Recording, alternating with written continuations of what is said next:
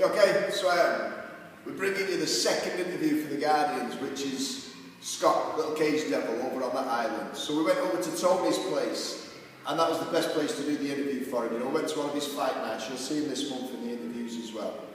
So we took advantage of the room we was given and the camcorder that we take. Okay, it's a nice, relaxed, sit-down chit chat, which is the way I like doing my interviews, a little bit informal. So guys, let's have a look at the second intro, which is for Scott, one of the Guardians. Okay, have a little look at this, guys.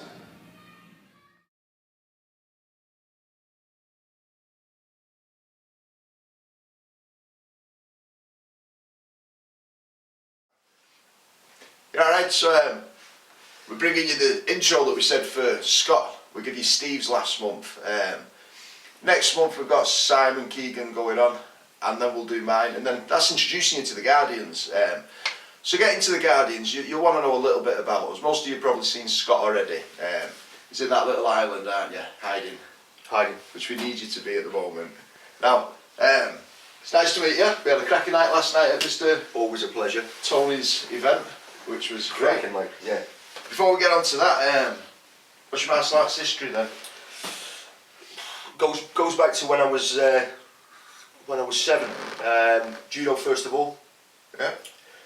Did a bit of judo, did a bit of boxing. Shotokan karate. Disappeared for a little while, came back to the boxing.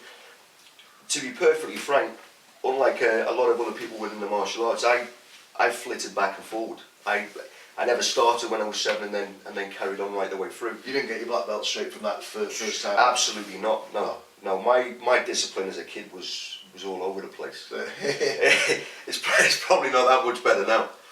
But so yeah, backwards and forwards. I moved around a little bit as well. So I was never settled in kind of in one place. I always trained, but you know, I trained at a club, I trained on my own, trained at another club. What did you like about training then?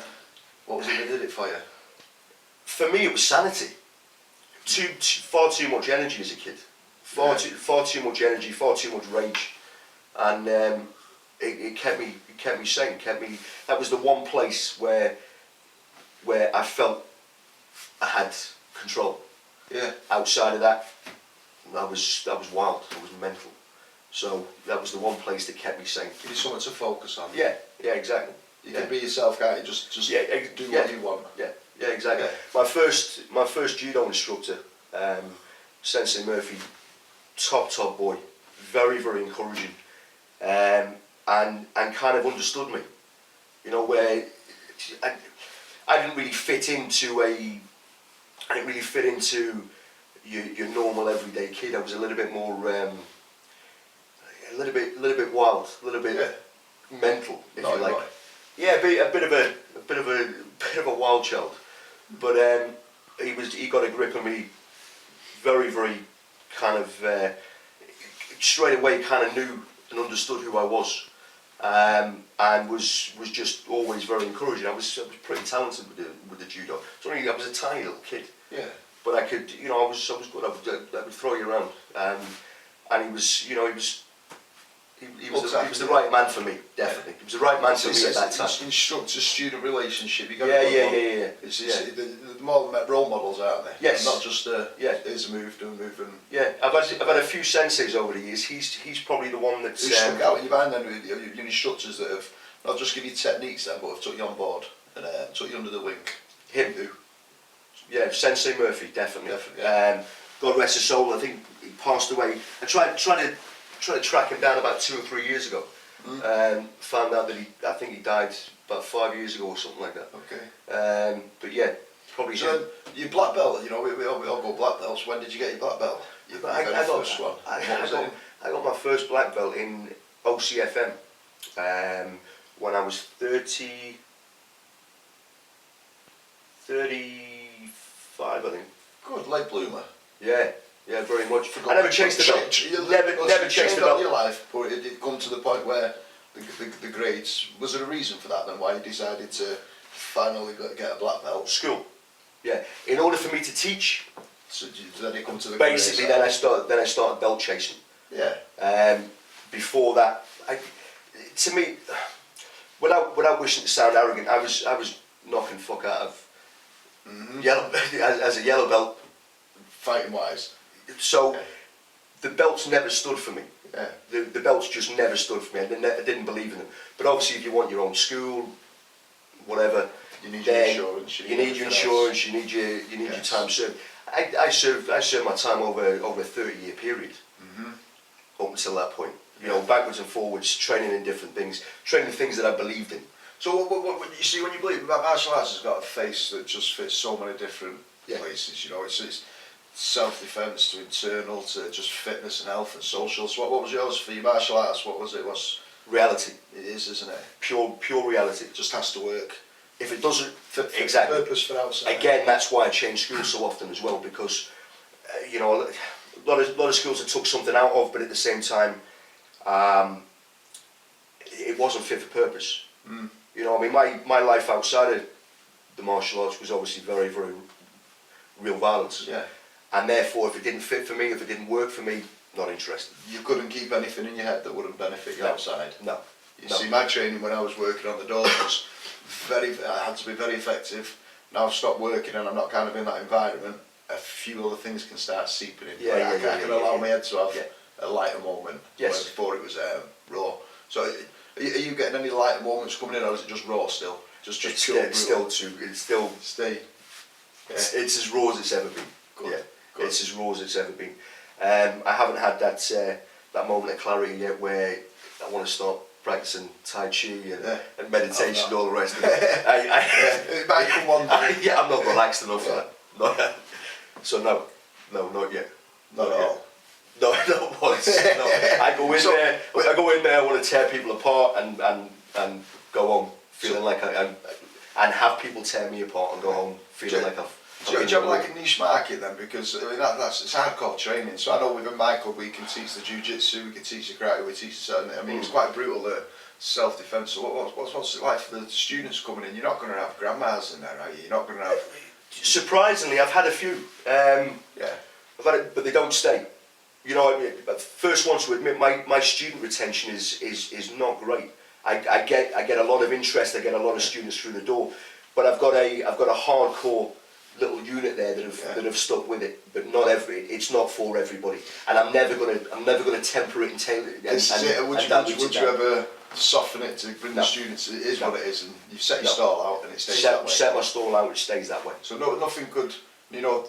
It's like I said with the Guardians, where it's put a few standards in it. You say money couldn't change it. If someone come up and say change your syllabus, I've turned down fortunes, mate. Yes. Turned down absolute fortunes in order to keep it as I see it. Yeah. You know, if I'd have diluted it, I'd have kept more students. I'd have retained. I'd have 4 times the students I have now, but I wouldn't be teaching what I teach. So going on this as well, you guys will want to know. Like, you know, we put the Guardians magazine together. For me, it was simple why it had to be done. Getting Steve Rowe on board was very important. Getting Scott on board was, you know, we just had very similar views about things.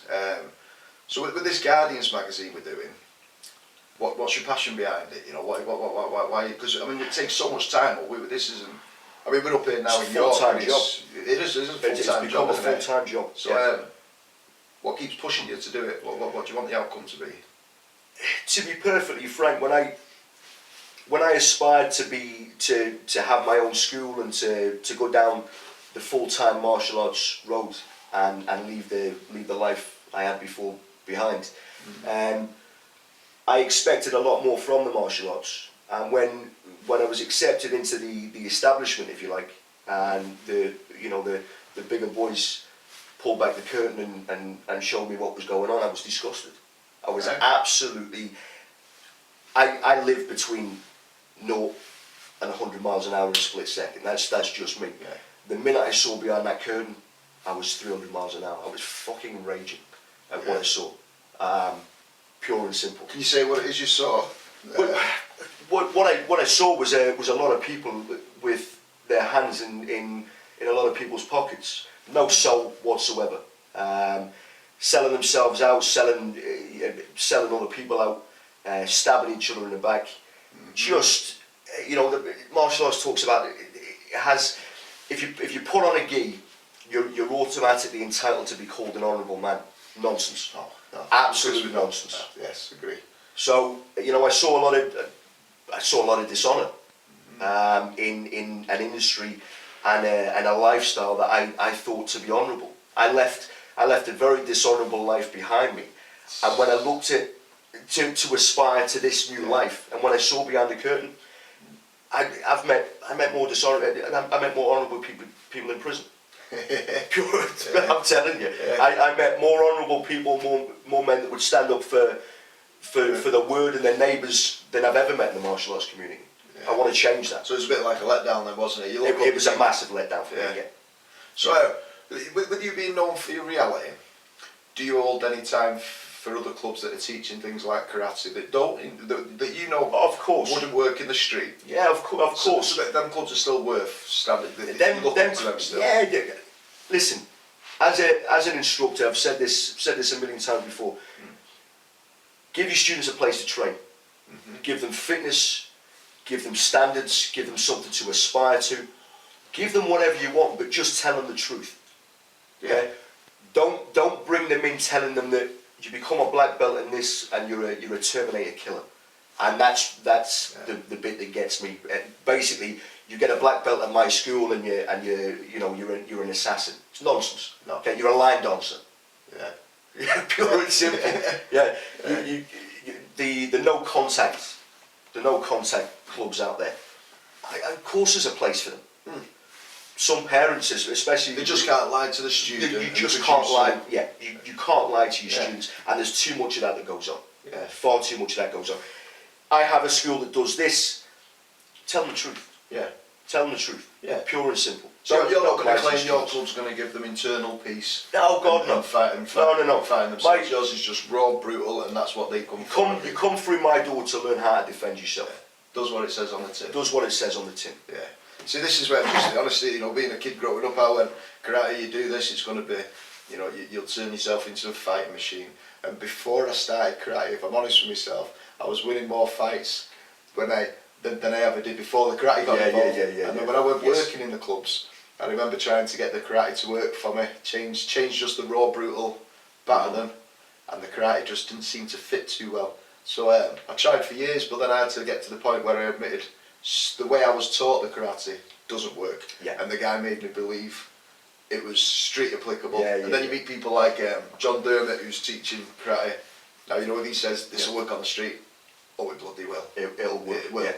But you're not going to get the internal peace with him neither. So well, I don't think he's got any. He's still fighting every day. He's exactly the same as me, mate. He works. I think John works on a hair trigger. Yes. Yeah, and I'm exactly the same. And I'm very honest about that. Yeah.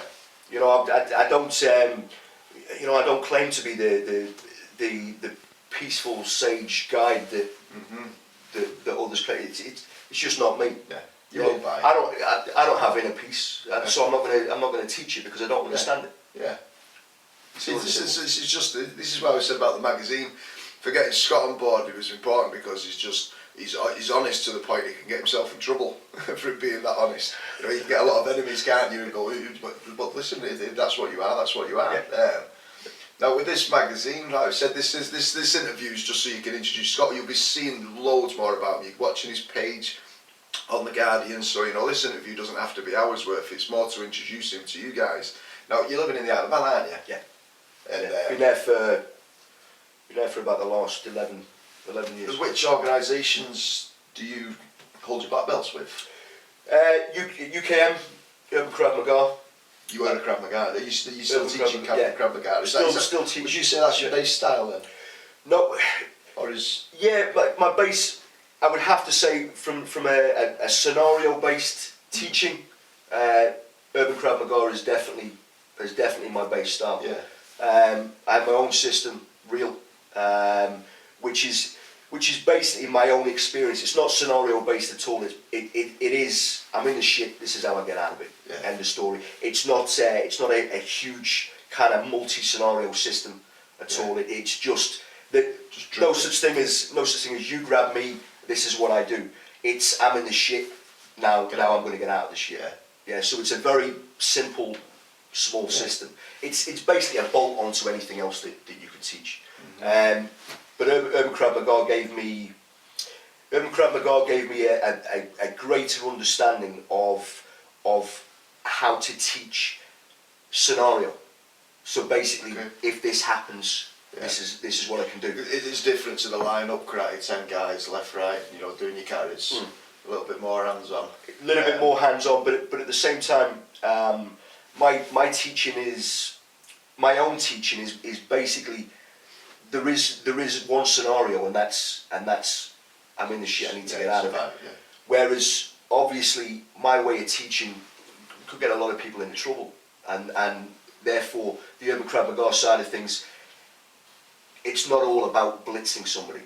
It's about controlling somebody. It's about dealing with somebody in different scenarios. There's witnesses around. There's CCTV. So you teach that side as well, then, don't you? You have to. We have to in this game, don't we? Yeah, of course. You have to give everybody options. Yeah. Whereas the options in my system is destruction. Yeah. The options in the Urban Krav Maga system is a hell of a lot more.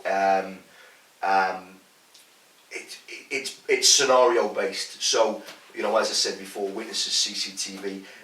Maybe this person doesn't justify a complete blitzing. He's just being an arse, and therefore you just control. Yeah. You know. So yeah, it gave me a lot more understanding on basically how to deal with people in different ways, as opposed to just pure destruction. Is there anyone when you were growing up then that inspired you in martial arts? Because like I said, you didn't start late. You started the grading system late. You trained Yeah. Excluding the first guy that took you under your wing. Is there anyone out there now that you still look up and go, you know, he's on the button, he's doing the right thing? Yeah, Peter Constantine. I had a lot of support of, and obviously, you know, Peter very well known martial arts, but at the same time, he's been on the street side as well. Yes. You know, he ran clubs. He's been on the doors all his life, bodyguard, so on and so forth. And he was a big support for me. He was a big support for me. He still is. So he's a big name as well, isn't he? Yeah. Especially he's got a name for the karate. Yeah. To the self-defense. Yeah. The reality is it's nice. It's nice to have somebody like that on the other end of the phone. Yeah. You know, when you're trying to feel your way through different things. It was actually Peter that introduced me to Stuart McGill. Peter looked at me and the sort of things that I trained, and I went to Peter and I said, look, you know, I'm not happy with the system I'm teaching right now. It's diluted nonsense. It's being sold as something more. Who do I go and see? Okay. Yeah. And he put me in touch with Stuart McGill.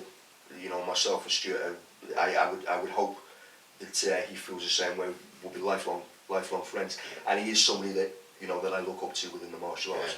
Very, very, very analytical and you need role models, don't you? Yeah, of course you do. Everybody does. Everyone, yeah. I've never been one to hero worship anybody, but there are certain people that I will look up to and aspire to be. You know, to be more like. Well, definitely. Yeah, Stuart would definitely be one of them. Yeah. Stuart, Peter. Trying to think, who else? Those two stand out for me. Yeah. You know, if I have to search for somebody else, it means they're not quite there. Yeah. They're stamped inside your brain. There. Yeah. Big influences. Yeah, definitely. So with this magazine, it's going to be going. You know, we're not stopping, are we?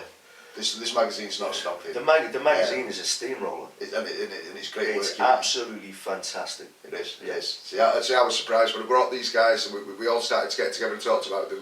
The one thing we didn't know was, you know, what you saw a week before we did. I didn't know what the magazine looked like. We knew what the articles were, we knew everything else. And then the day when his good wife put it all together, and that's just amazing. Now we can kind of run with this and do anything we want because, like I said, it's free for the people. Yeah. So where do you want the magazine to end up? You know, we're not stopping. Where do you see it going? And what's the end product? Is it just frankly information? Yes. World domination. World domination. World domination. The magazine. There's four guys there who are very, very passionate, running along the same lines as what they want for the martial arts. With the creative genius of Vic. Fantastic job. My stunning wife. Well she's done, been, Vic. Yeah, well done, Vic. Well done. She's, you know, what she's put together to showcase who we are and what we do and what we want the martial arts community to be, it's incredible. I mean, it is, without wishing to sound arrogant about it, I think we've nailed it. I think we've absolutely murdered it, and I can only see it going from strength to strength from here. Obviously, we want to get involved in many different things, awards, sponsorships. We've got the seal of approval out there. Yes. You see this the magazine.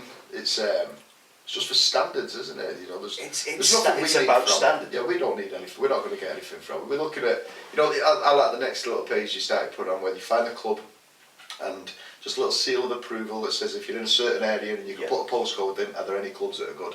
So what kind of, if the people want to get in touch and have their clubs put on the website, what's the standards? Is there a questionnaire that they've got? You've got a typical questionnaire of who you are. Obviously, we'll dig a little bit deeper than what you might put down on the questionnaire. Every club's welcome. It's not. No, guys. Yourself karate. Yeah. Listen, if you teach no contact, I mean, I make no secret about where I see no contact clubs. However, my opinion is one opinion. Yes. Yeah. If you're giving somebody a place to train, you're giving them standards, you're giving them something to aspire to. You're basically trying to better a human being. Then you're all welcome. Yes. Regardless of how I feel about your particular style or whatever, you're all welcome. Everybody's welcome to apply. Yeah, exactly. Get them in. Yeah. If our seal, our standard, is basically, it's not about what you do as a club. It's not about the style that you teach or whatever. It's about how you teach. Yeah. Pure and simple. If you're being honest with your students and you're telling them what's what, and you're not trying to rinse them. You're not dipping your hands in the pockets. Yeah, gradings every month, 5-year-old black belts and all the rest of it. We've just been Do not apply. Do not apply. You have a 5-year-old black Wasting belt. your time. Anyway, stop watching that. Yeah. So as guys, like I said, we're going to be seeing Scott obviously over the few years because we're not stopping this magazine. So have you got anything you want to finish with to say to the viewers? Is there any in fact, tips for kids coming up like you then? I like it. We've been in a lot of fighters recently, so a kid coming up in martial arts who wants to get involved in fighting, what tips have you got? Now, so say you've got a naughty kid that was like you back then. Is there any advice you could give yourself? If you could go back in time to that 10, 12, to maybe put you on a different road, is there any advice you think you could have listened to? What would it be? Stick with it. But my biggest problem was when I would flip outside of the martial arts.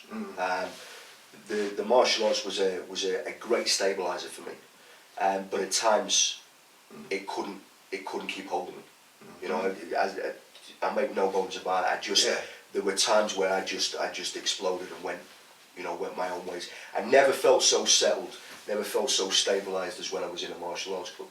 So for a kid like me, who's a little bit stick with it. The martial arts is a great thing, and if it's not stabilising you, then find a club that will. Find a sensei that will look after you. Find an instructor that will look after you, that understands you a little bit better. How do you know an instructor will look after you? It's obviously not going to be here's your form, here's your piece of paper, that's how much you pay monthly. Can you tell quite quickly if an instructor's good?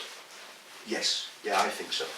Yeah, on a personal level. On a personal level, yeah. Are you is he approachable? If you've got a problem, I mean, kids go through problems all the time. I had problems with bullying when I was younger because I knocked about with a lot older kids, and basically I tried to run with them.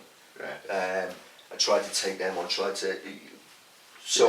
Because they were. You looked up to the wrong people. I looked up to the wrong people. Yeah, and so if an instructor is there to listen to you, if they teach you the right values, they're telling you the truth, and they're there to listen to you. If you have problems or whatever, that's an instructor to be under. Yeah. Definitely.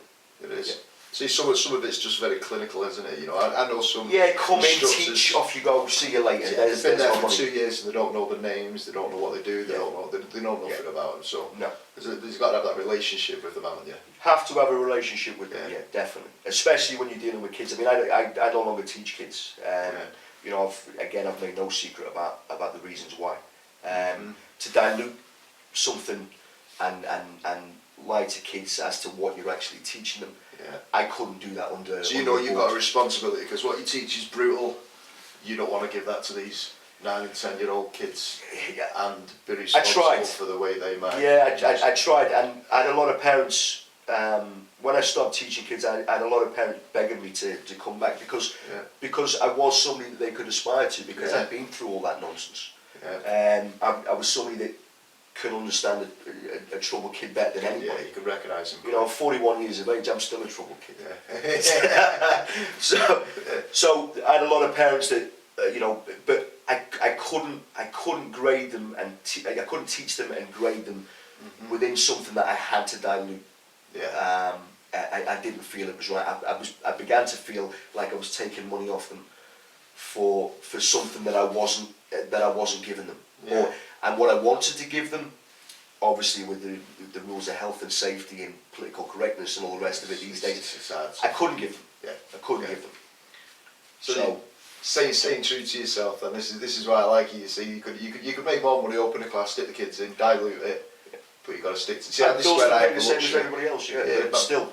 My luxury was, you know, I was a karate boy, jiu-jitsu, so I teach the karate, teach the jiu-jitsu, but they all know, you know, don't cross the beams, don't think that one works outside. Yeah. Your movement. I do personally love teaching kids, but I know we still have kids up to brown belt, and a parent will come and go, he's getting bullied, can you help him? And I go, yeah, but we have to take him to one side now and change what I've been telling him and give him if they give want the that. real version. Because we still there is a dilution to be had with kids, and it needs to be. So adults, it's a lot freer, it's a lot easier. You can be yourself, can't you? Yes. I've had to take a couple of kids to the side, you know, with parents' permission, but outside of a parent's earshot, so they're not responsible anymore. Who you know, the kids being bullied, I've had to take them to the side and tell them exactly how to deal with that. If I can't be honest and open about that in a class, then I don't want to do it. I don't want to do it. Simple as that. Lying to them. Yeah. So this is Scott then. Like I said, we'd introduce him to you. You know a little bit about his history. He's over in the Isle of Man. So if any of you guys are over there, go find him. None of the kids, just you adults. And it's if you want this to work on the street, go and find him. And like I say as well, I'd like to say thanks for all the work you do with the Guardians, because it's full-time jobs. It is a full-time job, but it's an enjoyable job. So guys, next month we will bring Mr. Keegan. He's the doodler, the writer. He's the one who makes me look intelligent, because my punctuation is disgusting. So we'll bring him to you next month, and then the month after we'll do my interview to give it, and then guys, we get on to what this magazine's set up for. Come in and find a new community, guys, the people that are teaching, working full-time jobs and still taking the time out to get to class and teach the kids, all the adults. So guys, we will see you next month. Thanks for watching. This is Scott. We'll put a few clips on of his what he does, and you'll see that in the self-defence section this month as well. So thank you very much, and we will see you next month.